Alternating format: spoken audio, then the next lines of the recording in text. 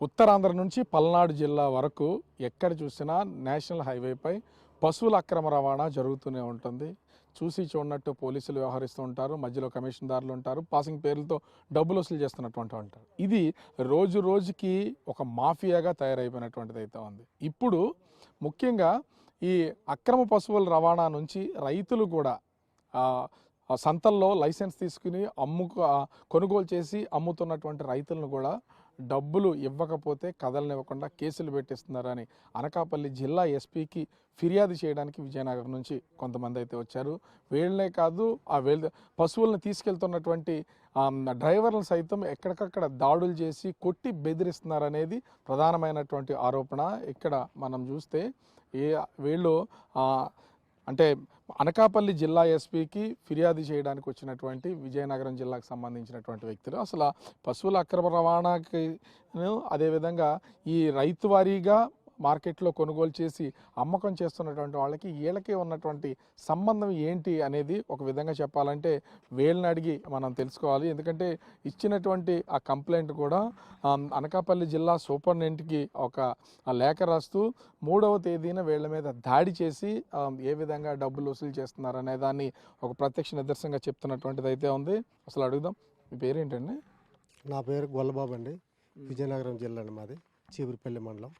అయితే ఎందుకు వచ్చారు అసలు అనకాపల్లి జిల్లా ఎస్పీ దాకా? మీరు అక్కడి నుంచి ఇక్కడ దాకా ఎందుకు వచ్చారు? ఈ పశువుల అక్రమ రవాణాలో బెదిరింపులు అంటున్నారు, దేనికోసం అసలు?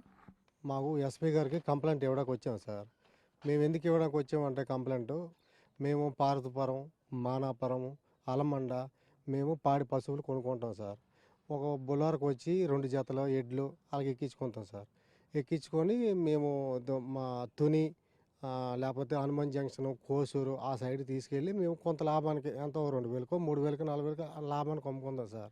ఆ కిరాయి కూడా 9,000 12,000, దూరం అయితే 12,000, దగ్గర అయితే 9,000 అలా కిరాయిలు ఇస్తాం సార్.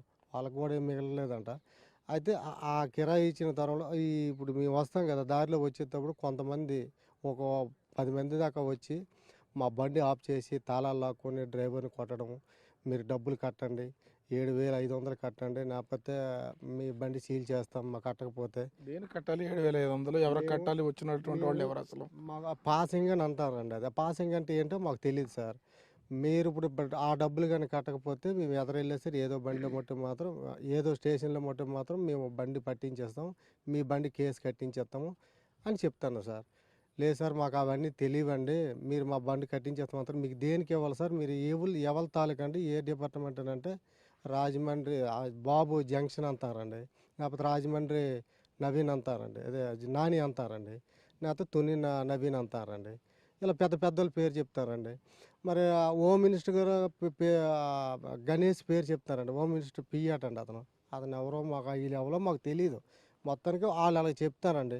అది పాపం పుణ్యమో వాళ్ళ పేర్లు చెప్పు నీళ్ళు చేస్తారో లేకపోతే వాళ్ళు చేయిస్తున్నారో మాకైతే పాపం పుణ్యం మాకు తెలియదండి. హోమ్ మినిస్టర్ పిఏ గణేష్ అంటే మీతో ఎప్పుడన్నా మాట్లాడారా, లేకపోతే వాళ్ళ పేర్లు చెప్తున్నారా? అసలు ఆ పిఏ మాకు తెలియదు. ఒక హోమ్ మినిస్టర్ గారిని టీవీలో చూస్తాం, మాకు వాళ్ళ ఊళ్ళు ఏడు తెలుస్తుంది సార్.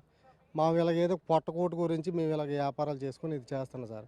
మొన్న బండి ఆఫ్ చేసేసి మా డ్రైవర్లు కొట్టేసి ఆ డబ్బులు కూడా ఒక 6,000 ఎంతో ఫోన్పే చేయించుకున్నారంట.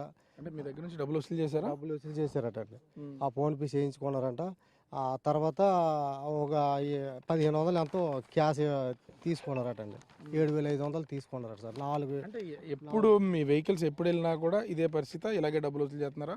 చాలామంది అలాగ అంటారు సార్. కానీ వాళ్ళందరూ ఏమన్నా సరే మరి నాకు తెలియదు. కానీ 4 ఎడ్లు అయితే కొన్నాను సార్. అవి తీసుకొని వెళ్తుంటే మరి డ్రైవర్ చెప్తున్నాడు, మరి నేను డబ్బులు నేను కట్టాలి కదా.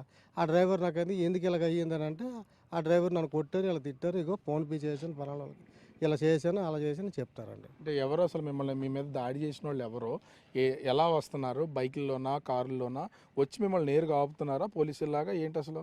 సార్ హైవే అంట రోడ్డు మీద డ్రైవింగ్ చేసుకుని వస్తుండగా బండి ఓవర్టేక్ చేస్తుంటారు సార్. ఓవర్టేక్ చేసి ఏదైనా కట్టగట్టు అంటే ఎవరూ లేని ప్రదేశంలోని అటువంటి ప్రదేశాల్లో ఆపేసి బండి దగ్గరికి వచ్చి బండి ఆపు అనేసి ఆపిన తర్వాత తాళాలు తీసుకుని మనిషి దగ్గర ఉన్న ఫోను, డాష్బోర్డ్లో ఉన్న డబ్బులు తీసుకోవడం, డ్రైవర్ని కొట్టడం చేయడం చేస్తుంటారు సార్. ఎవరి తాలూకా ఎందుకు మీకు ఇవ్వాలి ఏంటంటే పాసింగ్ అనేసి అంటుంటారు సార్. పాసింగ్ ఎందుకు కట్టాలి, రైతు వారి గొడ్లకి పాసింగ్ ఎందుకు కట్టాలి అనేసి అయితే మేము విజయవాడ బాబు తాలూకా రాజమండ్రి నాని, తుని నవీన్, వీళ్ళందరూ ఎవరండి? మేము ఎందుకు కట్టాలండి డబ్బులు అనేసి అంటే, మేము హోమ్ మినిస్టర్ గారి పిఏ తాలూకా ఇలాగా అతను ఇదంతా వసూలు చేసేస్తుండ్రు, మీ డబ్బులు కడితేనే వెహికల్ మూవ్ అవుతుంది, లేదా ఇక్కడ నుండి బండి కదలదు, లేదా అంటే ఇప్పుడు నువ్వు డ్రైవింగ్ చేస్తున్నావు కదా, నీకు లైసెన్స్ అవన్నీ ఉన్నాయా వీటికి సంబంధించి? ఎప్పుడన్నా నీ మీద దాడి చేశారా వీళ్ళు? మొన్న నా వేంపాడు టోల్ గేట్ దగ్గర విజువల్ ఉంది సార్. టోల్ గేట్ దగ్గర బండి ఆపేసి నన్ను పిల్టి పట్టుకొని లాగి ఇలా డోరు గుద్దించడం అనేవి జరిగేది సార్. ఇదిగోండి సార్, లాగేసి షర్ట్ కట్ట సిదిగిపోయింది సార్ ఆ రోజు. వేంపాడు టోల్ గేట్ దగ్గర విజువల్ ఉంది సార్. కావాలంటే టోల్ గేట్ ప్లాజా దగ్గర ఓపెన్ చేస్తే నా విజువల్ వస్తుంది సార్. అలాగా ఎవరు అడగలేదా మిమ్మల్ని దీనికి సంబంధించి? ఎవరు అంటే వాళ్ళు ఇప్పుడు ఏదైనా జరిగేటప్పుడు ఎవరో అనేసి ఆఫీసర్లు కదా అనుకుంటారేమో, కానీ అంటే పశువులది కదా వెహికల్ ఏమో తప్పు ఏమో అనేసి అనుకుంటారేమో అనేసి ఎవరు రాలేదు సార్. ఎంతకాలం నుంచి చేస్తున్నావు నువ్వు ఇలాగా వీటికి సంబంధించి? 2 సంవత్సరాలు ఎప్పుడన్నా ఆపారా వీటికి సంబంధించి? ఆపలేదు సార్ ఇంతవరకు. ఇప్పుడు కూడా పోలీసులు ఆపడం కానీ ఎవరు కానీ రైతు వారి పశువులు అంటే ఒగ్గేసేవారు సార్.